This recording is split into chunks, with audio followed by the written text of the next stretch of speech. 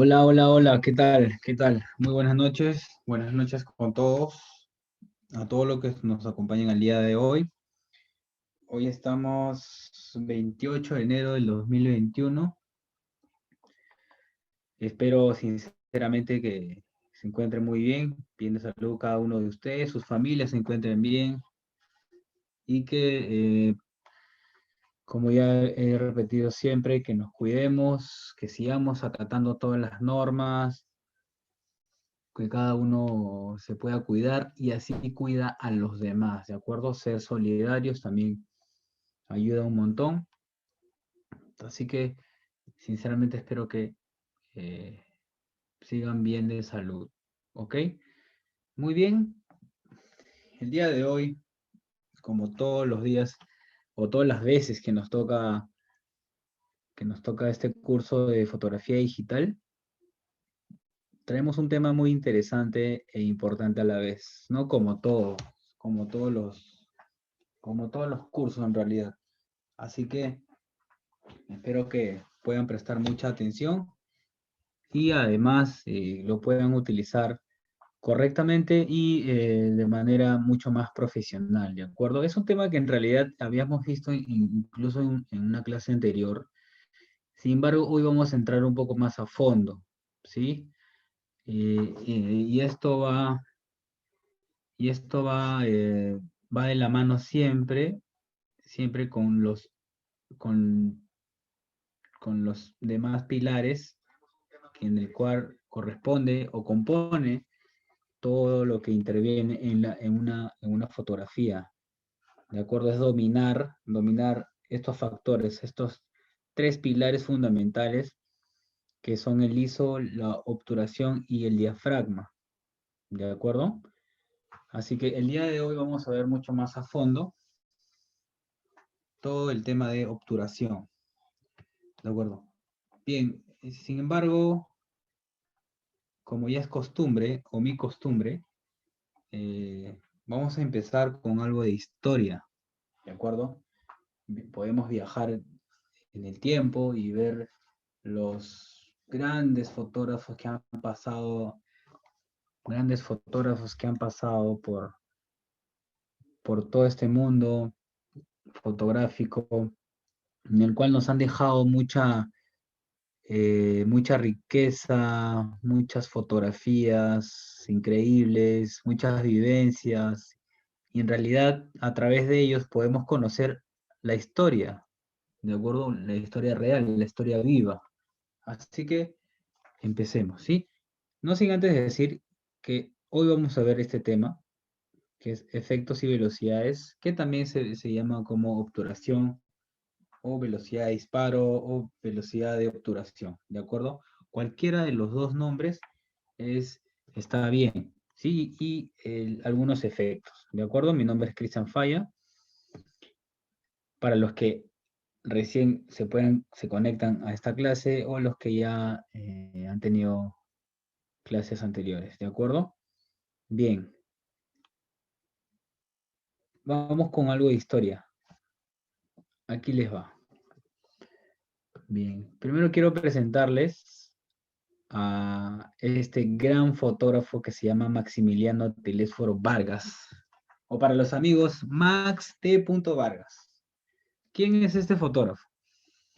Bien, este fotógrafo nació en los años de 1878 o más o menos en los 80. Es un fotógrafo muy, muy reconocido a nivel mundial. De hecho, paseó toda su, toda su forma artística, todas sus fotografías por Perú y Bolivia, ¿de acuerdo?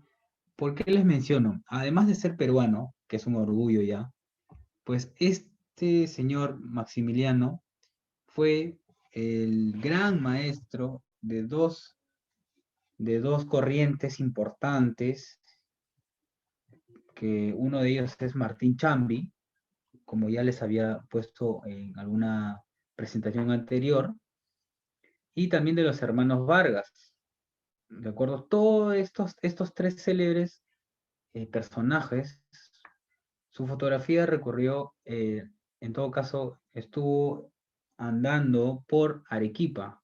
Entonces, nos damos una idea de que Arequipa fue el centro del boom fotográfico a nivel nacional en los años 30, 40, 50. Por eso les traigo eh, este fotógrafo, este gran célebre personaje que por favor revisen eh, sus, sus archivos. A don Maximiliano se le perdieron bastantes archivos y los archivos que van a poder encontrar son fotografías que alguna vez grandes coleccionistas compraron en esa época. Entonces fueron recolectando toda esa información y han aparecido muchos archivos. Como esta fotografía que vemos, que se llama un indio Aymara, perdón. Este indio Aymara fue fotografiado en Bolivia en 1910. De hecho, se le reconoce mucho a don Maximiliano como un gran empresario, además, ¿no? Pues supo montar estudios tanto en Perú como en Bolivia. Insisto, y que quede muy claro que él fue gran maestro de los hermanos Vargas, que también les voy a mostrar en otra clase, la obra de estos dos hermanos, José y Carlos, que son también muy reconocidos a nivel internacional. ¿De acuerdo? Y de Martín Chambi también, ¿no? Que los tres se perfeccionaron o incursionaron en la fotografía de retrato, ¿no? Y manejando siempre esos colores, o en todo caso, esa escala de grises, esos negros, eso, claro, para esa época la fotografía en blanco y negro era, no era la única opción en realidad, ¿no? Sin embargo, existe el manejo de luz, el manejo de sombras, etcétera.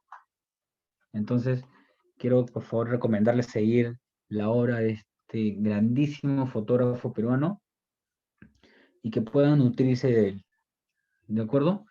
Muy bien. Hoy les voy a solamente mostrar fotógrafos peruanos, así que estén atentos. ¿De acuerdo? Bien. El, el segundo personaje, gran personaje, es una mujer. De hecho, a mí me enorgullece bastante presentarlo, pues hay pocas mujeres fotógrafas reconocidas a nivel internacional. A nivel internacional. Gracias, Hernán, gracias, qué gusto, qué gusto. Muy bien. Bien, hoy les estaba presentando. Bien, el otro fotógrafo que le estaba indicando es uno muy reconocido a nivel internacional. Es el señor Man Ray, que es un americano. Y él destaca siempre sus fotografías por ser alguien que siempre se arriesgó a hacer otra cosa, a hacer algo distinto, a hacer algo diferente. Entonces, si ustedes siguen un poco su historia, si ustedes siguen un poco su historia, van a, van a ver increíbles fotos muy vanguardistas, muy experimental e incluso muy atrevidas para su época, para su época. Entonces, esta foto que les he puesto es quizás la menos controversial.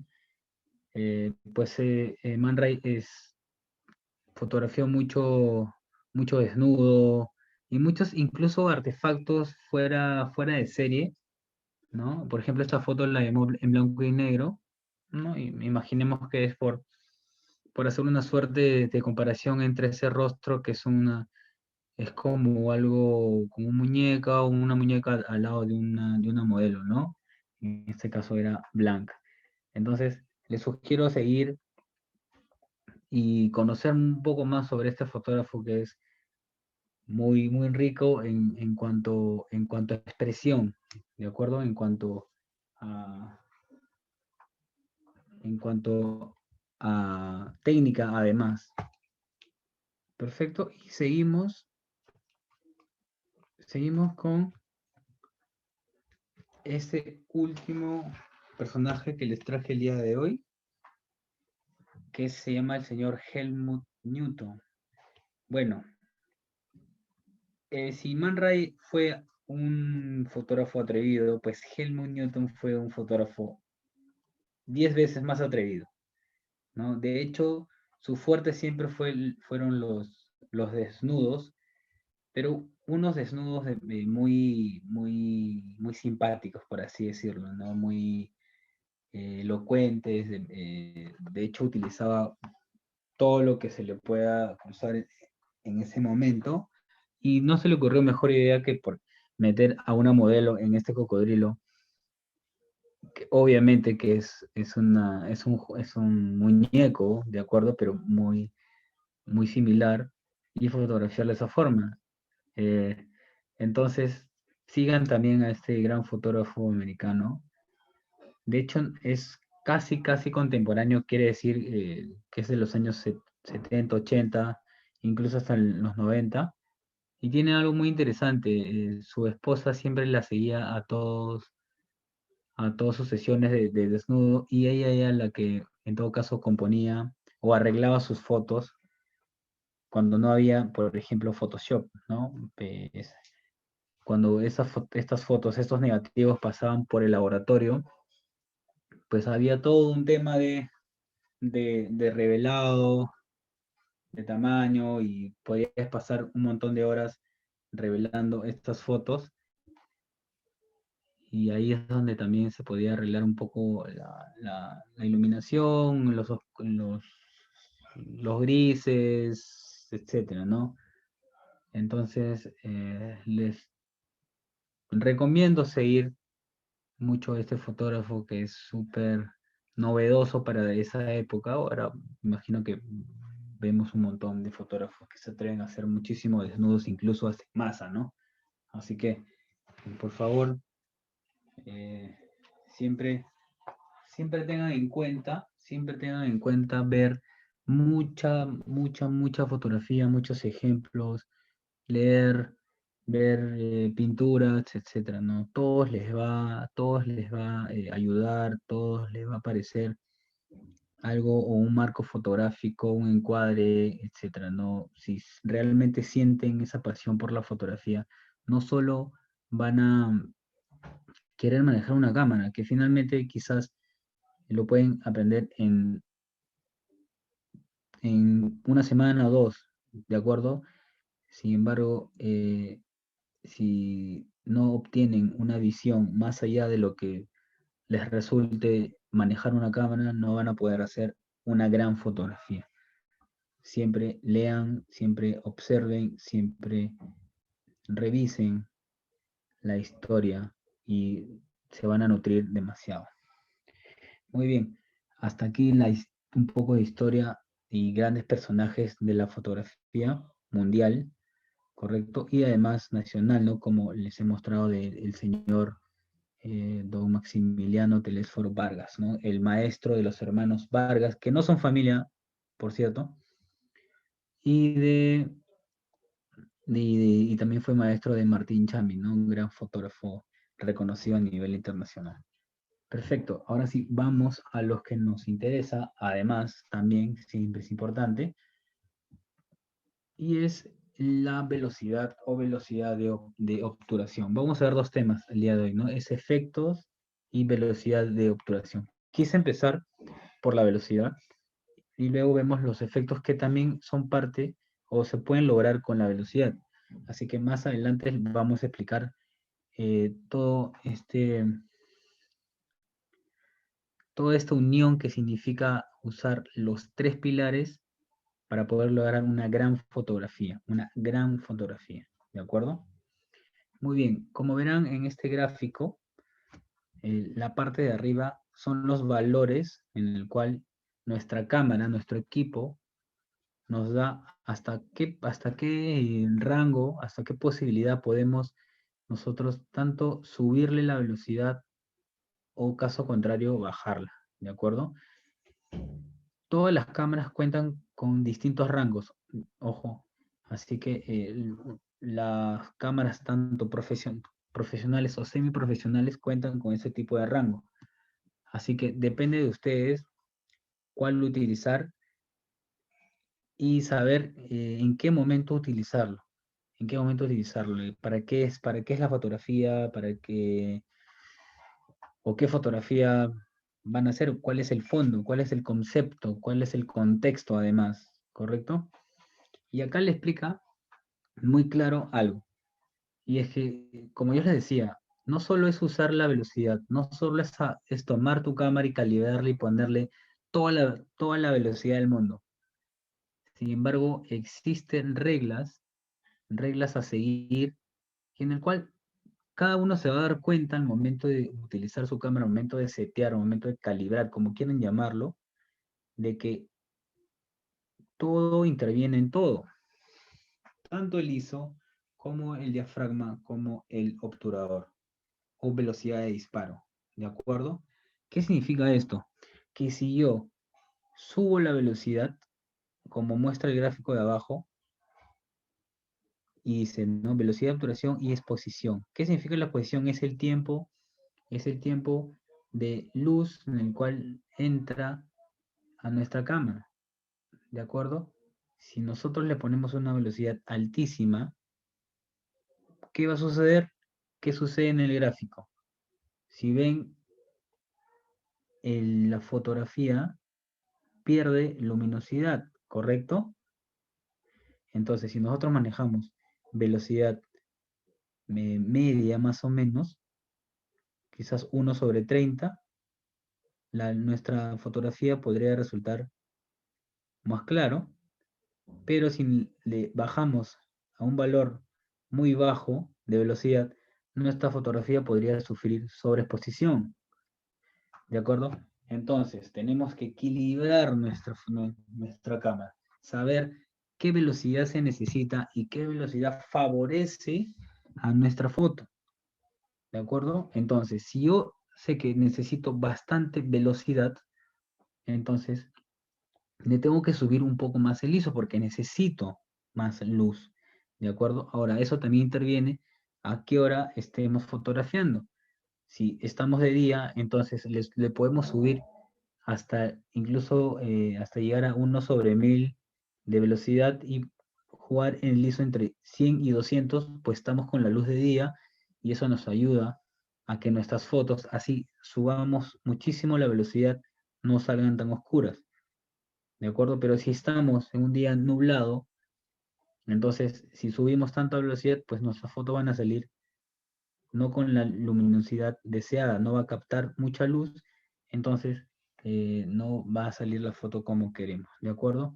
Entonces, todo depende de todo, insisto, se van a dar cuenta que al momento de fotografiar, de que sí necesitan, no, perdón, de que no solamente necesitan subir la velocidad, ¿de acuerdo? También necesitan manejar bien el ISO y además saber enfocar, que es la profundidad de campo, como les había indicado en la clase anterior. Perfecto. Entonces, todo es un conglomerado, todo es eh, una suerte de acompañamiento de cada uno de ellos. Así que traten siempre de equilibrar, de maniobrar y calibrar eh, a acorde a lo que necesitan en ese momento. Perfecto. Sabemos que podemos manejar una velocidad de 120, de 1/125, poner el ISO en 400 y tener una apertura más o menos de 5.6 y podemos lograr una buena fotografía. Claro, depende del objeto, si se mueve o no a una velocidad mucho más rápido. Entonces ahí vamos a setear o vamos a calibrar nuestra cámara para que salga de acuerdo a lo que queremos. Perfecto. Quiero que quede muy claro esto, si en caso tienen alguna consulta en este momento para poder seguir. Me interesa mucho saber si están captando esta parte para poder continuar, por favor.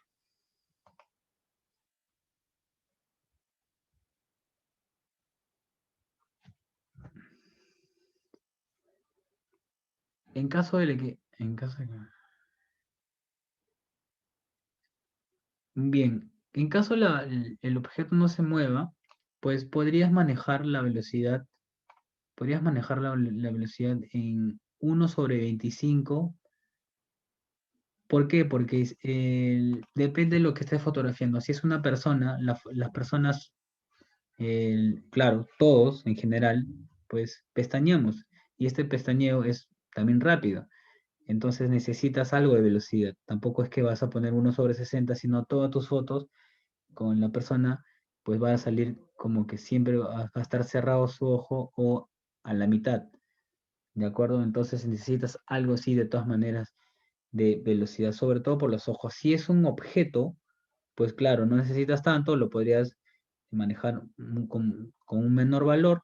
Si es animales, pues sí necesitas algo un poquito más. En 200, 250, pues los animalitos siempre se mueven muy rápido y son muy impredecibles. Así que siempre ve esa, esa posibilidad. ¿De acuerdo? Si no hay más consultas, seguimos. ¿Correcto? Muy bien. Entonces, una vez que hemos visto cuáles son los valores y lo que interviene y saber que si nosotros le subimos la velocidad va a entrar mucho menos luz. Recuerden eso, ¿sí? A menor velocidad, más luz. A mayor velocidad, menos luz. Perfecto. Gracias, Hernán. Quiero que eso quede muy claro, ¿sí? Mayor velocidad, menos luz. Menor velocidad, más luz, ¿de acuerdo? Capta más luz. Mayor velocidad, capta menos luz. Perfecto. Disculpe que haya sido tan insistente y un poco quizás repetitivo, pero quiero que quede eso muy, muy claro. Perfecto, seguimos. Entonces, aquí les traigo algunos rangos en el cual pueden incluso practicar de esta forma, ¿no? Aquí tenemos un artefacto que casi todos hemos tenido. Entonces, esta suerte de juguete sirve para saber si hay, pues, cuánto corre el aire, ¿no? Para saber más o menos. Entonces, es una bonita opción para poder saber qué velocidad utilizar. Y justo nos da en la pregunta de su compañera Vanessa, que nos dice, ¿cuál es la velocidad a utilizar en un objeto que no se mueve? Pues este es lo contrario, ¿no? ¿Qué velocidad utilizar para un objeto que sí se mueve? ¿De acuerdo? Entonces, si ven esta suerte de molino, entonces eh, no sabemos a cuánta velocidad se mueve en realidad, pero entonces vamos paso por paso subiendo la velocidad y van a ver que vamos a encontrar la velocidad perfecta. Si ven, correcto, empezamos con 1/5, que claro, es muy lento para la velocidad que es en la cual se mueve. Subimos a 1/10 y más o menos, o todavía no. Luego subimos a 1/60 y como que ya quiere, subimos a 1/100 y vemos que poco a poco se va acercando a una a algo más estático, ¿no? Y en el cual ya cuando subimos a 1/250 hemos encontrado pues la velocidad correcta para captar ese movimiento, ¿no? Para captarlo, para tenerlo ahí estático, para atraparlo, como por así decirlo. Entonces, es así como nosotros vamos moviendo o calibrando las opciones de velocidad cuando vayamos a hacer una fotografía, sea de deportes. Entonces empezamos a setear nuestra cámara y vamos a encontrar, les aseguro que van a encontrar el- la velocidad correcta. Ahora, insisto, recuerden que no solamente es la velocidad, depende de la hora y la luminosidad con la que cuenten en ese momento que necesitan calibrar las demás opciones, así como el ISO y el obturador, perdón, y el diafragma. ¿De acuerdo? Perfecto. Entonces, este ejemplo nos dice que debemos siempre encontrar con la prueba y error cuál es la velocidad que nos conviene. Siempre, ¿de acuerdo? Tengan eso muy presente. Muy bien, seguimos. Aquí hay algo que encontré en el cual van a saber perfectamente lo que les estaba diciendo mucho antes. Si ven las dos fotografías de la izquierda, van a ver que casi son las mismas, pero obviamente que no son las mismas. ¿Por qué? Porque en la primera no capta con tanta precisión cuando el agua cae, ¿de acuerdo? En cambio, en la segunda sí podemos incluso llegar a ver cómo es que la gota, podemos captar ese momento en que cae ese chorro de agua de una manera mucho más lenta, ¿de acuerdo? Y en la parte de abajo están los valores. ¿Cuáles son los valores que hemos utilizado en nuestro equipo, en nuestra cámara? ¿De acuerdo? Entonces, de, de acuerdo a estas dos fotos, a estos dos ejemplos, a la mano derecha les he puesto el triángulo de la verdad, yo le digo, ¿no? Pero ahí vemos todo lo que significa el ISO, la velocidad y el diafragma. Entonces, podemos ver que en la primera foto se ha utilizado un diafragma de 5.6, que es una profundidad de campo muy buena, en el cual nos va a permitir enfocar completamente el pico de este caño y también el agua. En todo caso, ese primer plano que le da va a ser capaz de tomar con precisión en todo caso, la parte de arriba del pico, insisto, ¿no? Y además cuando cae el agua. La velocidad la puso en 1/8. No es una buena velocidad, ¿cierto? Si queremos nosotros fotografiar algo rápido, 1/8 es muy lento. Y el ISO lo puso en 1600. ¿De acuerdo? ¿Por qué puso el ISO en 1600? Recuerden, menor velocidad, más luz. Entonces, no necesito un ISO tan, no necesito, poner un ISO a un valor tan alto. ¿Por qué? Porque le bajó la velocidad y eso hizo que la luz, o que tu equipo, perdón, captara mucho más luz, ¿de acuerdo? Entonces, hasta ahí, quizás en cuestión de luminosidad, en cuestión de captar la luz, está todo bien, pero el punto siempre fue captar la velocidad y cómo el chorro de agua cae lentamente, o entonces nosotros poder capturar esa escena. ¿De acuerdo? Entonces, vayamos a la segunda foto y ahí lo hizo mucho mejor. Entonces, perdón, tengo una consulta aquí. Ah, correcto. Sí, un momento, Cari. Ahorita termino de explicar esto y te digo cuál es la mejor opción. Así es, Hernán, el triángulo de exposición. Así es, pero yo le llamo el triángulo de la verdad. Pero sí, sí, gracias. Les decía,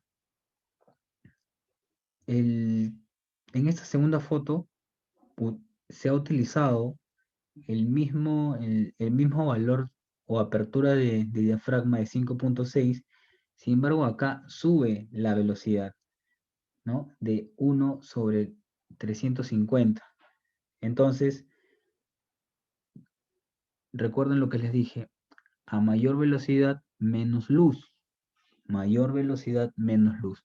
¿Y qué hizo para compensar esa falta de luz? pues subió el ISO a 3200, ¿de acuerdo? Entonces, como les decía, todos estos tres pilares siempre están amarrados uno del otro. Entonces, para compensar la falta de luz con la velocidad, pues le ha subido el ISO a 3200. Sin embargo, siempre les he dicho que manejar un ISO tan alto hace que sus fotografías salgan con mucho ruido. Y esta fotografía tiene mucho ruido, claro, porque el ISO es muy alto. Así que también tengan cuidado con eso, ¿de acuerdo? Siempre tengan presente el triángulo de la verdad, o como dice Hernán, el triángulo de exposición, que es su nombre real, en saber manejar estos tres pilares que nos va a ayudar muchísimo, por favor. Insisto en que tienen que casi memorizarse para qué sirve estos tres. Así, para que puedan sacar una mejor foto y sacar el verdadero resultado del cual ustedes quieren, ¿no? Perfecto. Entonces, aquí vamos a hacer un pequeño ejercicio muy, muy rápido, perdón. Aquí. Después de esta foto paso a hacer el ejercicio. Perfecto. Esta foto, por ejemplo, ¿no? Vemos ahí 4 escenas. Estas 4 escenas fueron hechas con el modo ráfaga, que también lo pueden encontrar en sus equipos, ¿no? O pueden ubicarlo como disparos en serie, ¿no? Que depende de la versión y línea de sus cámaras. Un disparo en ráfaga podría darnos hasta 3 disparos en un segundo. Algunas cámaras tienen hasta 5 disparos en un segundo, entonces súper rápido, ¿de acuerdo? Entonces, ¿qué hace el modo ráfaga? Estos disparos, pues nos da esa serie de disparos bien, muy rápido, en el cual podemos captar el movimiento sin tener, o en todo caso, nosotros estando estáticos, ¿no? Sin tener que seguir al, al objetivo. Entonces, podemos lograr este tipo de escena. Si se dan cuenta, el niño salta, no, de hecho no es que salte por encima de la barra, sino que pasa por el medio de la barra, ¿no? La cruza, está cerca, se acerca un poco más al mar y ya vemos cómo casi sumerge todo, bueno, primero en la cabeza y ya termina con zambullirse completamente, ¿no? Entonces, los valores utilizados en esta fotografía que fue en Pucusana, sin más no recuerdo, sí, en Pucusana, al sur de Lima, fue la siguiente, ¿no? Y fue realizada con una T7i, una Canon T7i. Entonces, y además fue utilizado con una 1855, ¿no? Que es el lente estándar que siempre les llega cuando se compran una cámara. Entonces, este es el valor utilizado. Es la apertura de 5.6, la velocidad de 1/160, el ISO en 800, puesto que ya eran cerca casi las 6 de la tarde, entonces necesitaba un ISO mucho más elevado, y insisto que lo hice con un objetivo de 1855. Si se dan cuenta, la velocidad debió ser un poquito eh, más alto, ¿cierto? Así hubiese podido captar cuando el niño se encuentra a la mitad de su cuerpo sumergido, ¿no? Sin embargo, con esta velocidad de 1/160, pues fue suficiente para obtener esta serie, ¿no? Perdón, esta secuencia donde se ve que se tira un clavado, ¿no? Desde este muelle y entonces se logra o se ha logrado obtener esta serie, ¿no? Así que tengan, tengan muy presente usar el modo ráfaga. No, no, no, no, no. No, Vanessa, hubiese sido más rápido incluso, hubiese puesto en 250, 300. Correcto, quiero responder lo que me preguntó Cari, que dice que su cámara tiene el ISO 100, 200, 300. Eh, Te comento, Cari, todas las cámaras cuentan, no todas las cámaras, o todas las cámaras son distintas en cuanto a los valores de ISO. Canon, por ejemplo, puede manejar valores eh, de 100, 200, 300, así. Incluso puede subir solo de 100 en 100 o de 200. Sin embargo, el- las cámaras u otras marcas sí cuentan con otro tipo de valores, 160, eh, 240, ¿entiendes? En caso, no te preocupes por el hecho de que no tengas ese 160. De hecho, tu cámara no tiene ese valor, entonces lo puedes manejar a 200. Así que no te preocupes por ese, en caso no tengas ese valor dentro de las opciones de ISO, ¿de acuerdo? No todas las cámaras cuentan con, con los mismos valores en todo caso, ¿de acuerdo? Perfecto. ¿Quedó claro esto del disparos en ráfaga o en todo caso disparo de series? Perfecto. Muy bien, entonces seguimos, ¿de acuerdo? Aquí. Quiero que practiquemos un momento y ustedes me van a decir, utilizando el triángulo de exposición, a cuánta velocidad crees que se ha usado en esta fotografía, cuánto de ISO y cuál es el valor de apertura que ha utilizado. Como una ayuda, les he dado que la fotografía fue tomada a las 11 de la mañana, ¿de acuerdo? Entonces, los voy a leer. Tenemos un minuto para hacer eso. Quiero que me digan al menos cuánto de velocidad, si ustedes hubiesen hecho esa fotografía, cuánto de velocidad creen que haya utilizado para saber si ha quedado claro el tiempo de 250, ¿ok? Vanessa dice que en 250. ¿Quién da más? ¿Quién da menos? Ok, bueno, entonces voy a jugar solo con Vanessa. Vanessa, ¿y cuánto crees que ha utilizado de ISO? 200, ¿ok? Ok, perfecto. ISO 100. Ujú. Se olvidan no olviden del diafragma también. No olviden el diafragma. Jordan, no olvides el- la velocidad de obturación también. Y completas para poder calificarte.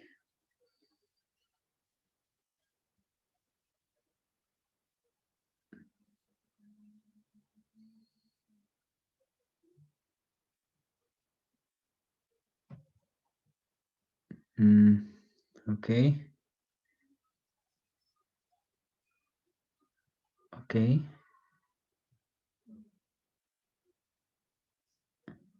sí, claro.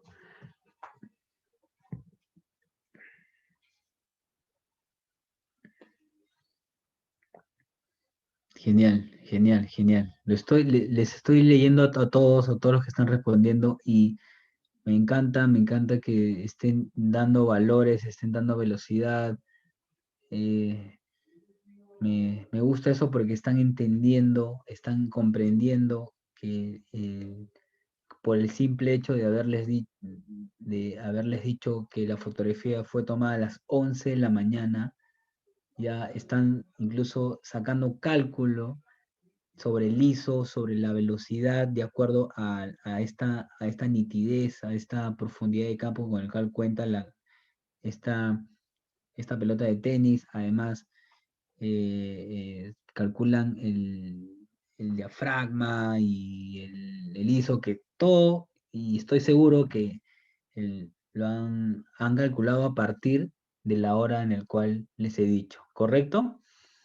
Perfecto.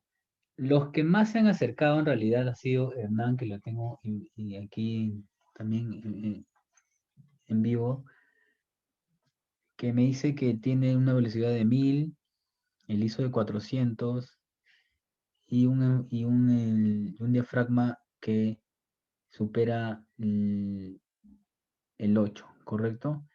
Claro, también lo que nos dice Carmen Rosa, que la velocidad está en 1/500, el ISO en 200 y el F8.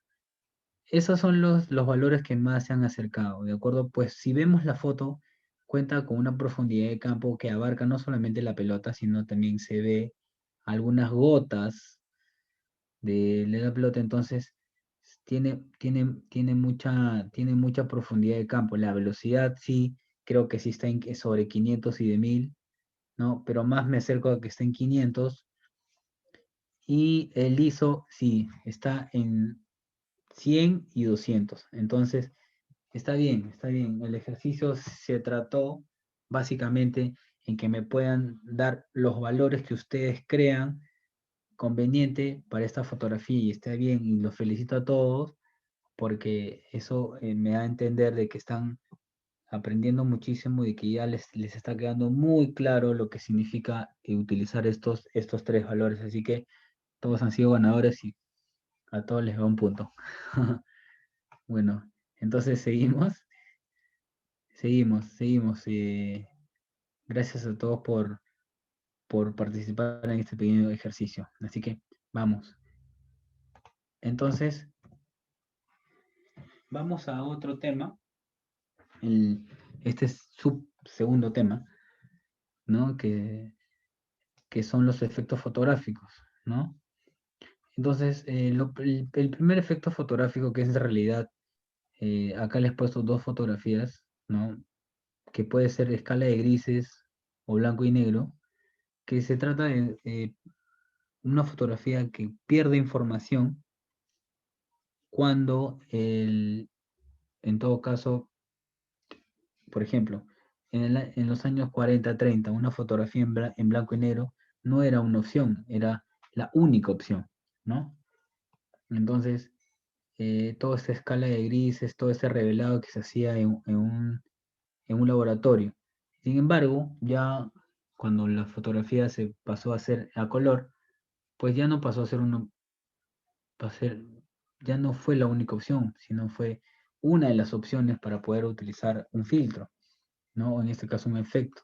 Tu cámara te permite, nuestra cámara nos permite setearla para poder de primera, pues fotografiar en blanco y negro. Así que podemos tener esa opción dentro de nuestra cámara, ¿de acuerdo? Configuramos desde el menú cómo fotografiar desde el inicio en blanco y negro, o esto pasa también por alguna edición en cualquier programa que puedan utilizar, ¿no? Y ponerlo en blanco y negro o en escala de grises. Sí, dice, por una consulta, ¿me recomienda la Canon EOS M50? A ver, ya, Omar, dame que termino esto y te digo cuál es una buena alternativa, ¿no? No te preocupes, un momento, por favor. Muy bien, entonces, ese es el primer efecto que podemos hacer. Insisto que los efectos que vamos a ver ahorita lo podemos hacer desde nuestra cámara, ¿de acuerdo? Sin necesidad de pasar por algún tipo de edición, ¿de acuerdo? Lo podemos hacer tanto con un lente básico, con un lente especial incluso, y nuestro equipo o nuestro cuerpo, cualquier cámara que podamos tener a la mano, ¿sí? Perfecto.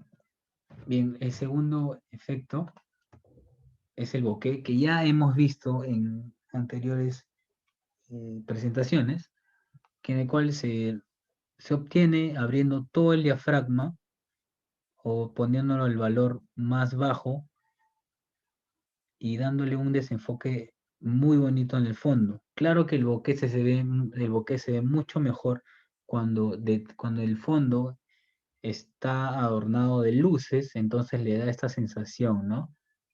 Entonces, un lente que se recomienda usar para este efecto es el 50 milímetros 1.8. Entonces tenemos ahí una apertura muy, muy grande.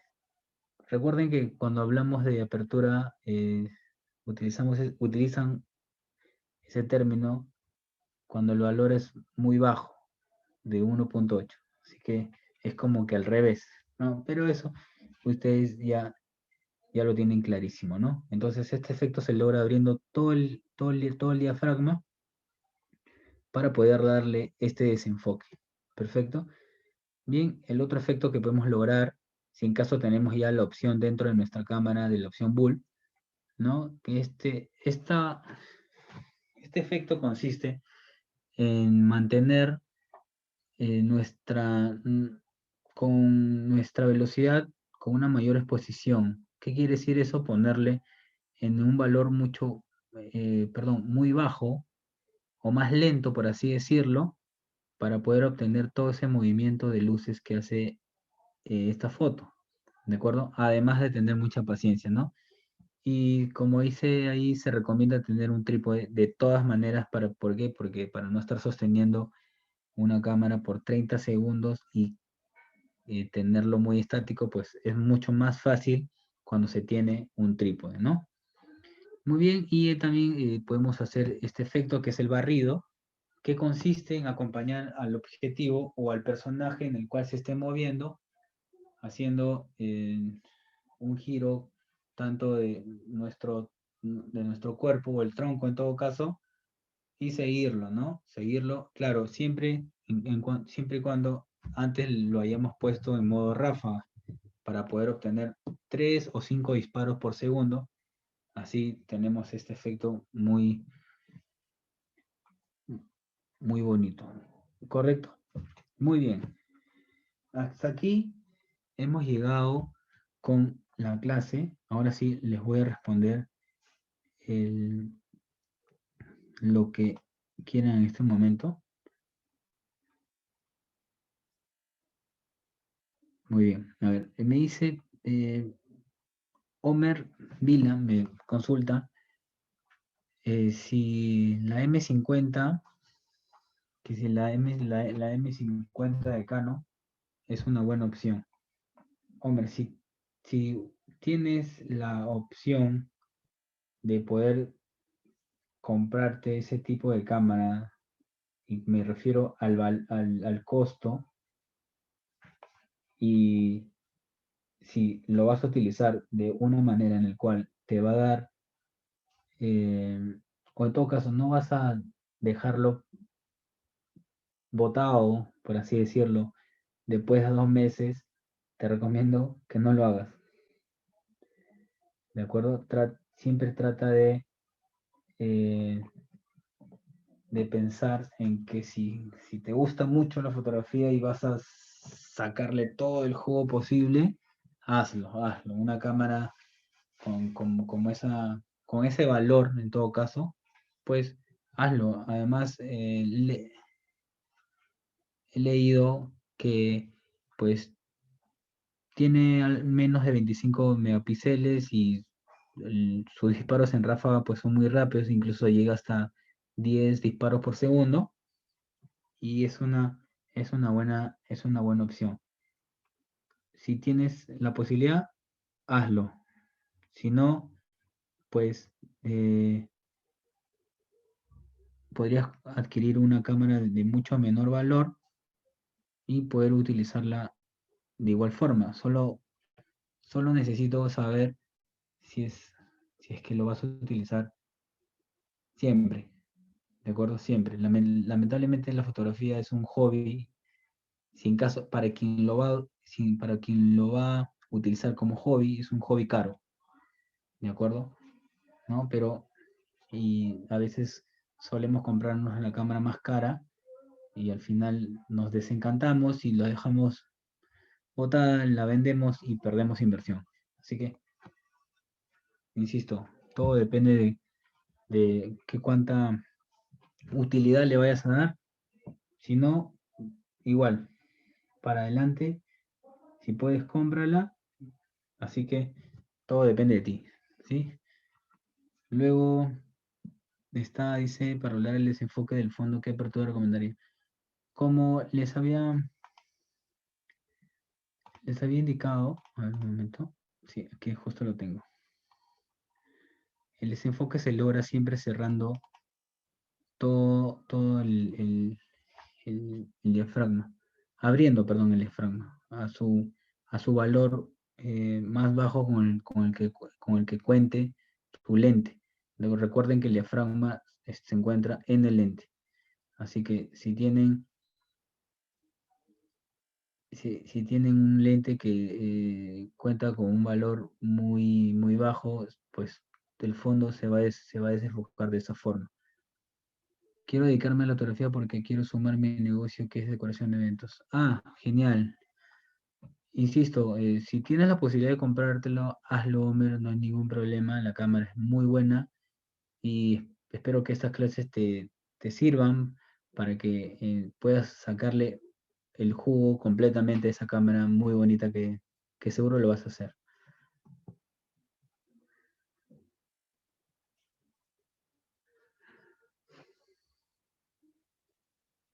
Correcto. Bien, a ver, quiero responderle a Vanessa. Vanessa dice, cuando una persona o cosa animal está en movimiento, los valores de velocidad serían de 1030 a 1100. Si es a un animal, siempre procura utilizar entre 250 para arriba, ¿sí? Incluso hasta en 200, ¿no? En caso el animalito no tenga tanto movimiento, ¿no? Porque son, insisto, que son muy, siempre se mueven a cada rato, son muy impredecibles. Entonces, sí, te recomendaría que lo hagas de un nivel de velocidad a partir de 200 para adelante, ¿de acuerdo? Cuando es una persona y está estática, pues puedes manejarlo en menos de 200, incluso en hasta 250. Insisto, por el tema de que las personas pestañeamos y eso te va a quitar, pues no vas a poder lograr captar bien cuando pestañea demasiado. A veces hay personas que pestañean mucho más que las otras, ¿correcto? Eh, ¿Qué cámara me recomienda? Yo puedo recomendarte muchísimas versiones. Siempre pregunto cuál es el presupuesto en el cual puedan tener. Sin embargo, si es para empezar, te diría que puedas comprar una T6i o una T7i, en el cual son muy buenas y tienen una calidad de fotografía, además que son muy intuitivas, en el cual la vas a poder manejar sin ningún problema, ¿de acuerdo? Esa es, insisto, que no sé cuánto sea tu presupuesto, así que no podría recomendarte un poquito, no podría recomendarte algo más si no sé cuál es tu presupuesto. Pero igual, ese es para que puedas empezar, ¿no? En todo caso, yo te he dado un dato para que puedas empezar. Luis Ángel, la fotografía es un trabajo rentable. Pues la fotografía es un trabajo rentable. La fotografía es un trabajo rentable en caso eh, trabajes en un medio. Si trabajas en un medio, la fotografía te va a ser mucho más rentable en cuanto a pago. Sin embargo, si sueles hacer o si vas a hacer un negocio sobre retratos, sobre algún emprendimiento quizás novedoso con la fotografía, claro, claro que sí es rentable. Sin embargo, exige tiempo. exige mucho tiempo en realidad, porque no solamente necesitas fotografiar, sino también existe la edición. Y de acuerdo a el tiempo que te va a tomar hacer entre la fotografía y la edición, pues ahí va a salir tus honorarios, vas a saber cuánto es lo que vas a cobrar, etcétera, ¿no? Pero además de eso te tienes que hacer de un nombre, te tienes que hacer de esta suerte de fama dentro de lo que haces, porque siempre te van a exigir muchísimo, te van a exigir eh, calidad y sobre todo que todos tengan pues ese toque dentro de sus fotografías, ¿no? Que sus fotografías se distingan sobre las demás, hace que tu trabajo sea mucho más valorado y puedas incluso vivir de la fotografía, ¿de acuerdo? Entonces, puedes ir por varios rumbos, por varios caminos. Depende de ti dónde quieras desarrollarte, ¿de acuerdo?